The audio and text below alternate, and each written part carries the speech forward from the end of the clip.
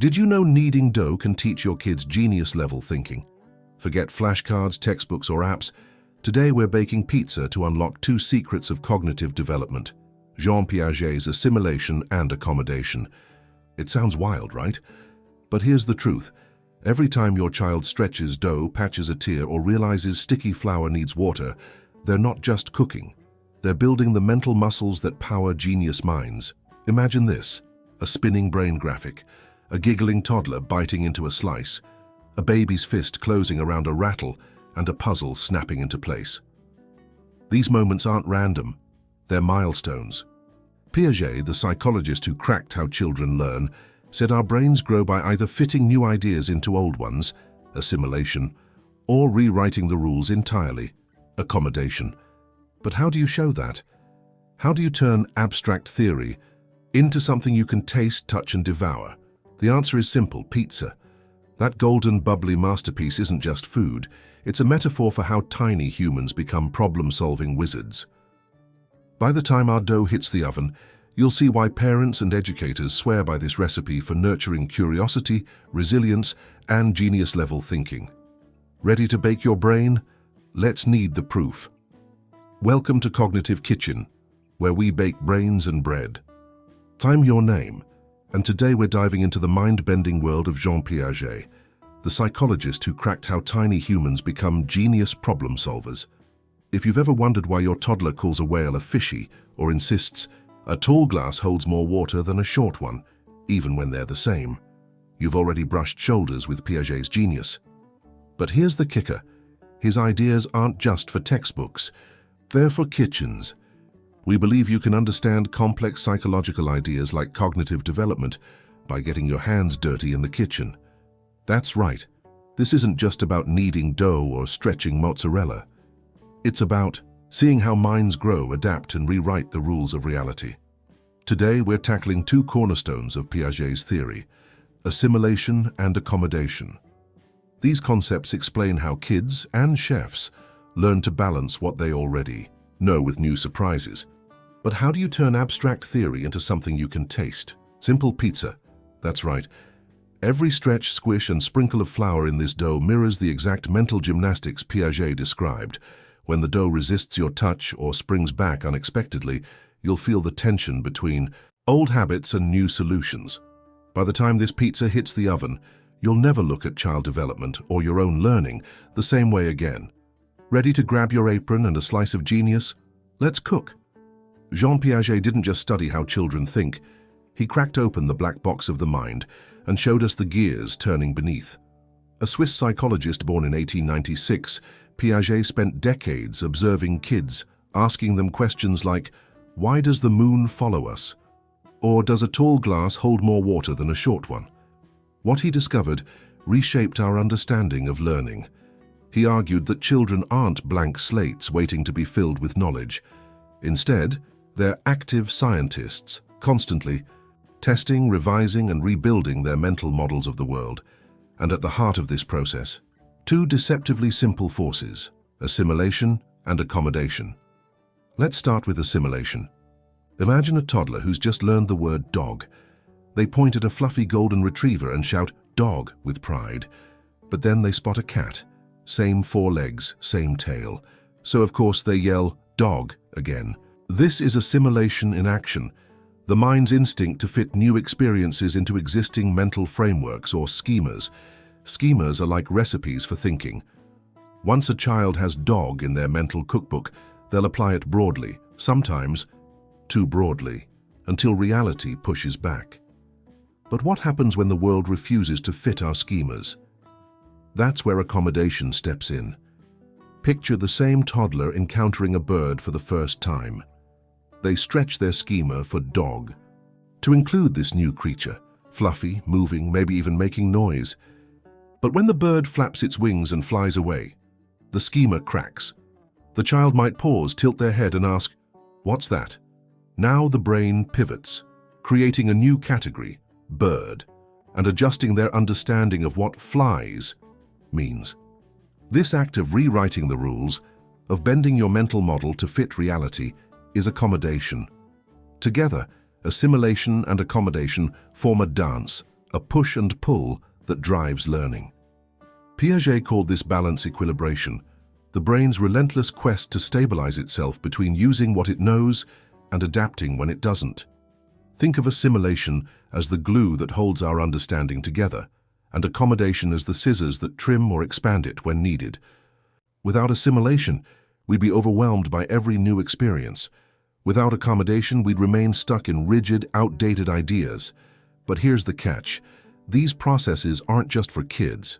Adults use them daily. Ever tried to assemble IKEA furniture without instructions? You start by assimilating, using your existing schema for shelf or chair. You screw in bolts the way you always have, only to realize halfway through that the legs don't align. Now you accommodate, flipping the manual, Googling a tutorial, or rethinking the entire structure. Learning in every stage of life is this cycle: apply, adjust, repeat. So why do these concepts feel so abstract? Because they're invisible, happening in the silent theater of the mind. But here's the secret: they're also everywhere. When a musician hears a chord progression, for the first time, they assimilate it into their musical vocabulary. If it defies expectations, they accommodate by learning a new scale or rhythm. When a chef tastes a sauce and realizes it needs acid, not salt, they're updating their flavor schema. Even reading this sentence involves assimilation, recognizing familiar words and accommodation, integrating new ideas. The beauty of Piaget's theory is that it turns learning into a dynamic, creative act. It's not about passive absorption, it's about wrestling with the world until your mind bends enough to hold it. And that's where our pizza dough comes in. Because kneading dough, it's the perfect metaphor for equilibration. You start with a blob, a chaos of flour and water. As you press and fold, you assimilate your existing knowledge. This is how dough feels. But when it resists, sticks, or tears, you accommodate, adding water, flour, or patience. By the time the dough becomes elastic, you've lived the process. You've baked a lesson in how genius minds grow. One stretch, one pivot, one aha at a time. Why pizza? Because making dough is full of aha moments that mirror how genius minds grow. Think about it. When you first mix flour, water, and yeast, you're working with a chaotic blob. Your hands instinctively knead it, stretch it, press it into shape, using what you already know about dough. That's assimilation, applying old mental recipes to new situations. But then reality throws a curveball. The dough resists, tears, or sticks to your fingers. Suddenly you have to pause, rethink, and adapt. Maybe add water, sprinkle flour, or adjust your technique. That pivot, that's accommodation. Every stretch, squish, and sprinkle of flour in this recipe becomes a tangible lesson in Piaget's theory. When the dough springs back unexpectedly, you're forced to rewrite your mental playbook. When you patch a tear with scraps, you're learning flexibility. Even the transformation from sticky mess to elastic dough mirrors the brain's journey, from confusion to clarity. And let's not forget the toppings. Layering sauce, cheese, and pepperoni requires balancing creativity with structure, just like building knowledge. The beauty of pizza is that it's forgiving, yet demanding. It rewards patience and punishes rigidity. If you cling too tightly to one method, you'll end up with a rock-hard crust. If you give up entirely, you'll never taste the magic. Instead, you adapt, experiment, and refine, a perfect metaphor for how kids learn. A toddler might call a cat a dog at first, assimilation, but when the cat climbs a tree, they'll revise their entire understanding of what animal means, accommodation. By the time this pizza hits the oven, you'll realize that every ingredient and every mistake is a chance to bake smarter brains. Ready to see how this pie teaches more than just cooking? Let's knead on. Let's dive into the dough. Start by measuring 2 cups of flour, 1 teaspoon of yeast, and 3 to 4 cups of warm water. Pour the water into a bowl, sprinkle in the yeast, and give it a stir. The yeast begins to fizz, a tiny invisible army of microorganisms waking up, ready to transform this mixture into something alive. Now add the flour, 1 cup at a time, folding it in with your hands until the chaos starts to come together.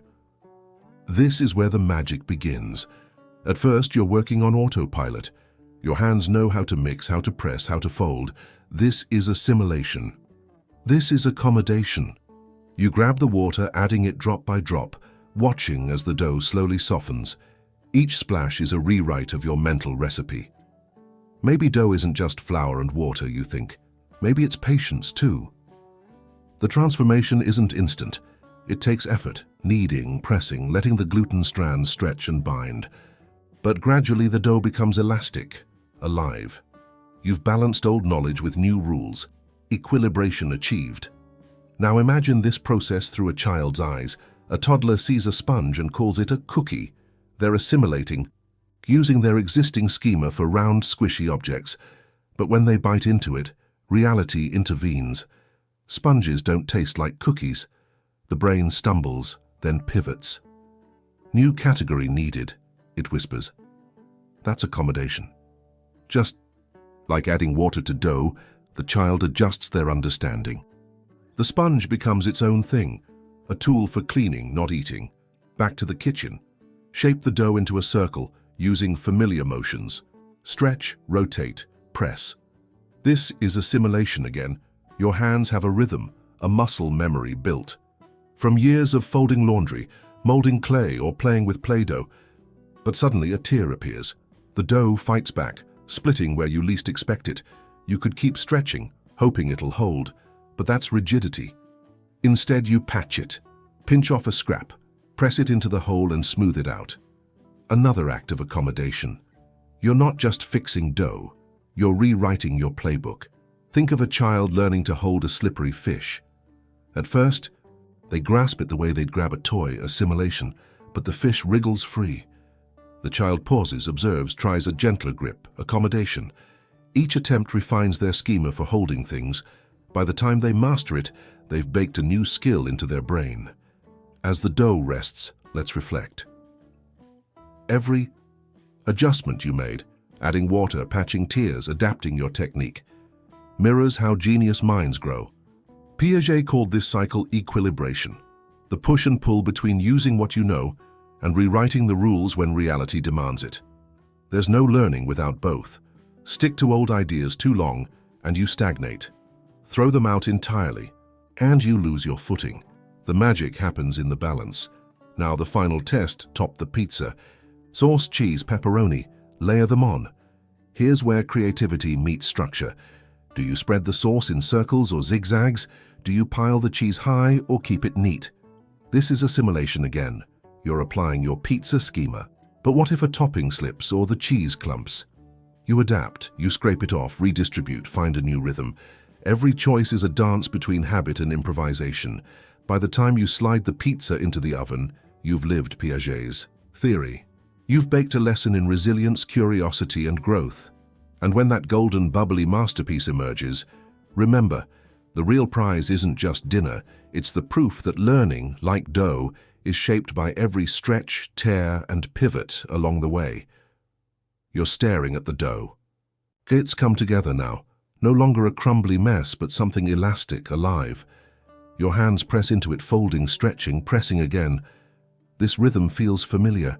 It's the same motion you've used every time you've made bread, biscuits, even Play-Doh. You're working from muscle memory, from the mental recipe your brain has built over years of kneading. That's assimilation. You're applying what you already know. Press down, fold over, turn the dough, but then something changes. The dough resists. It sticks to your palms, tears when you try to stretch it, or springs back to its original shape. Your old method isn't working. You pause, the rhythm breaks. For a moment you're stuck, just like a child trying to fit a square block into a round hole.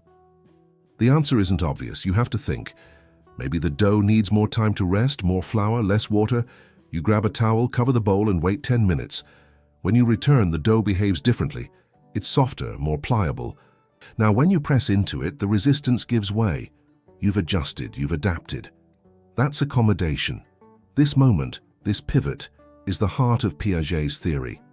It's not just about sticking to what you know, assimilation, or throwing everything out to start fresh, accommodation. It's about the dance between the two. Piaget called this balance equilibration, the brain's constant quest to stabilize itself between using old knowledge and rewriting the rules. And here's the kicker. It's not reserved for scientists, chefs, or geniuses. It's happening right now in your kitchen, in your hands, in your mind. Think of a child learning to ride a bike.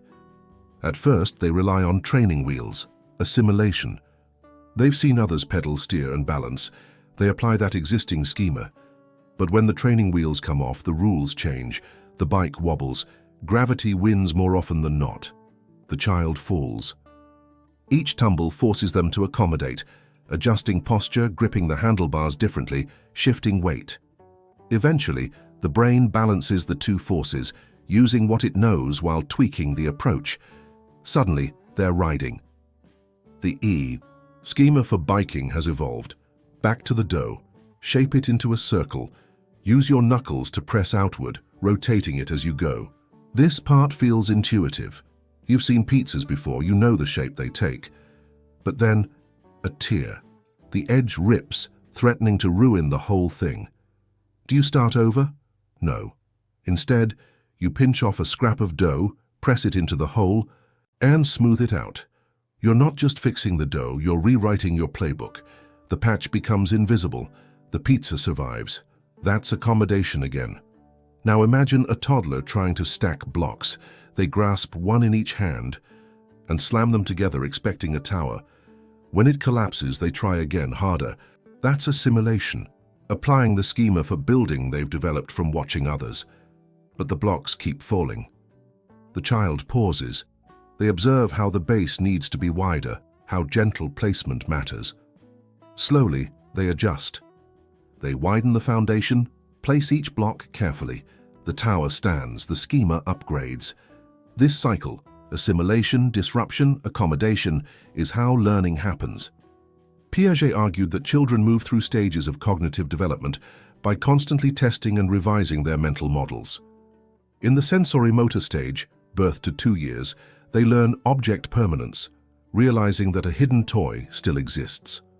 In the pre-operational stage, 2 to 7 years, they grapple with egocentrism, learning that others see the world differently. Later stages tackle logic, abstract thinking, and hypothetical reasoning. But the engine driving all of it? Equilibration. The pizza dough mirrors this journey. It starts as chaos, a blob of ingredients with no clear shape. Through assimilation, you impose structure, kneading, shaping, using what you know. But the dough resists, demands changes, forces accommodation. You add water, rest it longer, patch.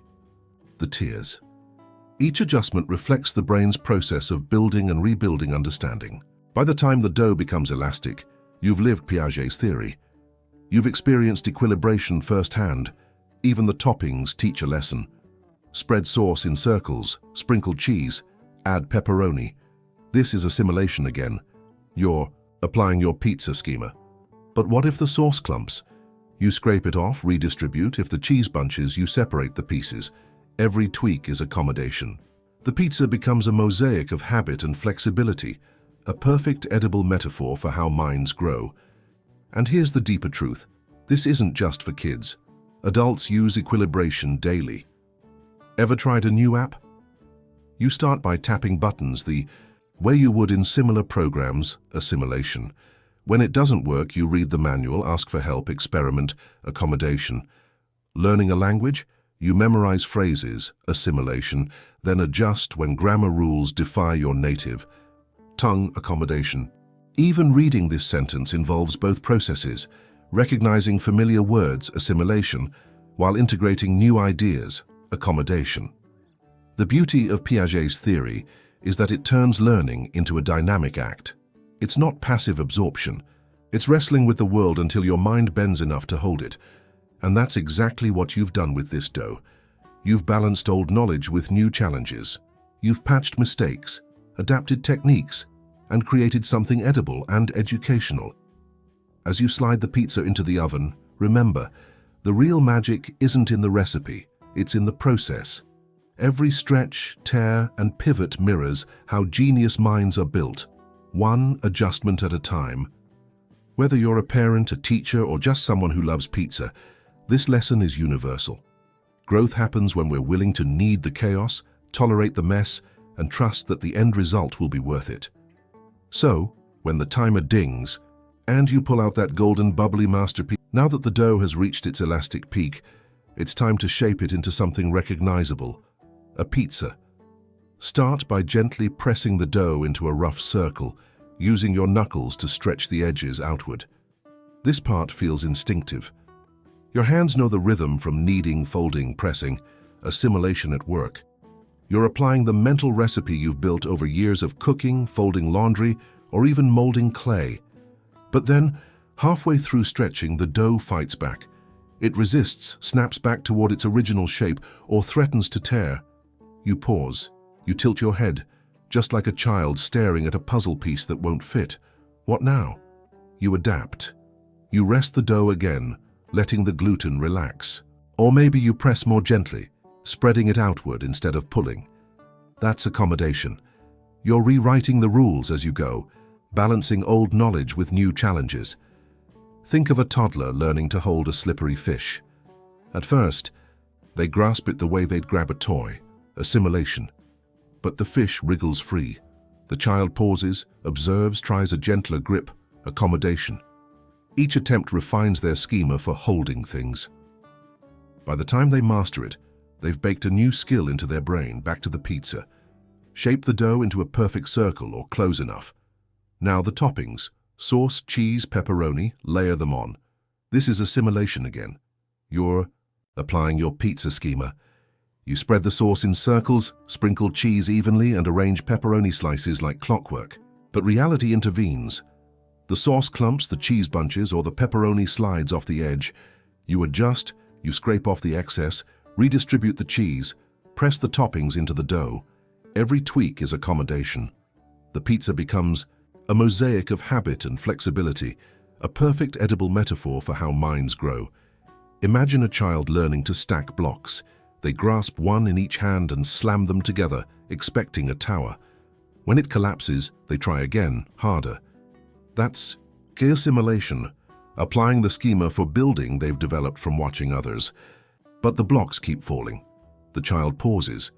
They observe how the base needs to be wider, how gentle placement matters. Slowly, they adjust.